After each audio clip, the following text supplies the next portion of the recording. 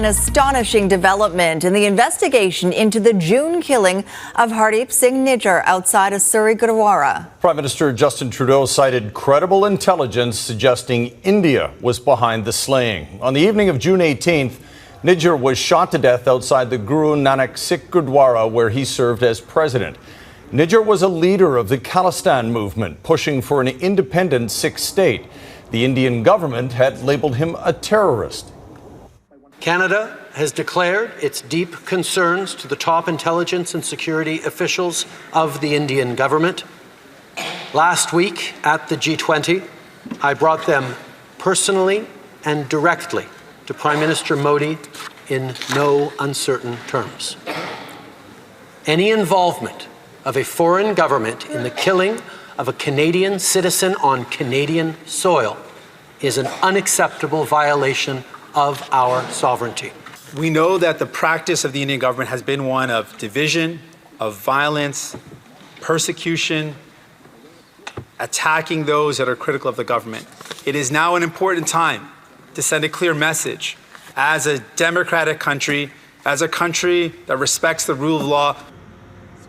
Trudeau's assertion in the House will likely set off an unprecedented diplomatic confrontation with India, a nation that is a long-standing ally of Canada. Well, the Prime Minister's explosive accusation mirrors what many in the BC Sikh community have been saying since the night Nijjar was killed. That's right, and Rumina Dea is live at the Guru Nanak Gurdwara in Surrey for us tonight. Rumina, what are you hearing from leaders there?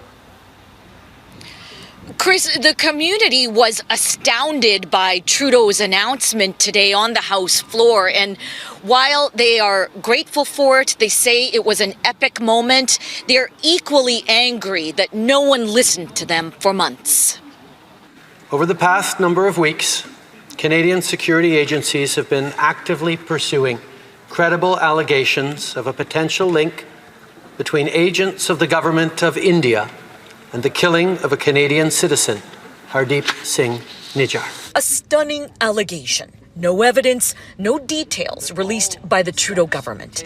For months, the Sikh community has been alleging Hardeep Singh Nijjar was assassinated, but they say they were ignored. A public inquiry into India's interference in this country needs to happen immediately, and we've been saying that since before Hardeep's death. Sort of like a relief, but then that kind of turned into resentment of the fact that this has been going on for 40 plus years, and it finally took for our leader to be killed for them to have some sort of acknowledgement. 45-year-old Nijjar, a prominent Sikh leader and president of the Guru Nanak Gurdwara, was shot to death in his truck outside the temple in Surrey back in June. No one has been arrested.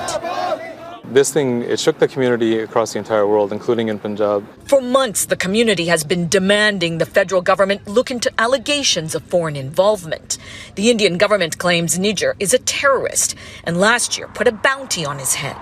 Nijjar's supporters say India was trying to silence him because he was advocating for an independent Sikh state in India, which has a Hindu majority. It's not a surprise because from the day one of the assassination since June 18th, we have been informing the Canadian government, the Canadian authorities, that this is the handiwork of the Indian government and Indian agents are responsible for this act of terrorism.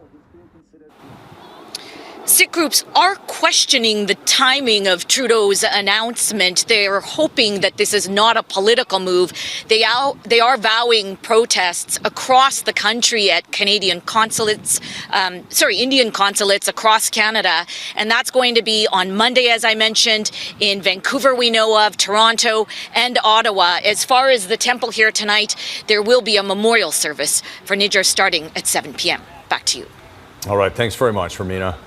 Now, as the investigation unfolds, Foreign Affairs Minister Melanie Joly has announced Canada is expelling a key Indian diplomat and expecting the full cooperation of India.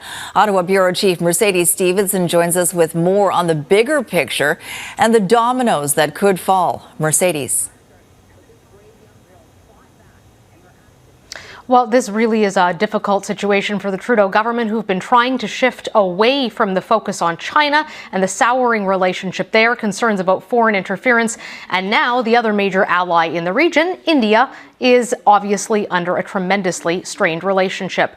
And as you mentioned there, and Ramina was just saying, Sikh groups have been calling, in many cases, for India's High Commissioner here in Ottawa to be expelled. So far, that hasn't happened, but we do have the identity of the diplomat who Canada has kicked out in the wake of this assassination. It is Pavan Kumar Rai, and the Canadian government says that he was the head in Canada of the RAW. The RAW is the Research and Analysis Wing, which might sound academic, but it's actually India's version of the CIA or Israel's version of Mossad. It is a very active foreign intelligence agency. So he's been expelled at this time. We heard from Foreign Affairs Minister Melanie Joly about this earlier today, and this is what she had to say. We expect India's full collaboration to make sure that we get to the bottom of this. And as of today, and as a consequence, we've expelled a top Indian diplomat from Canada.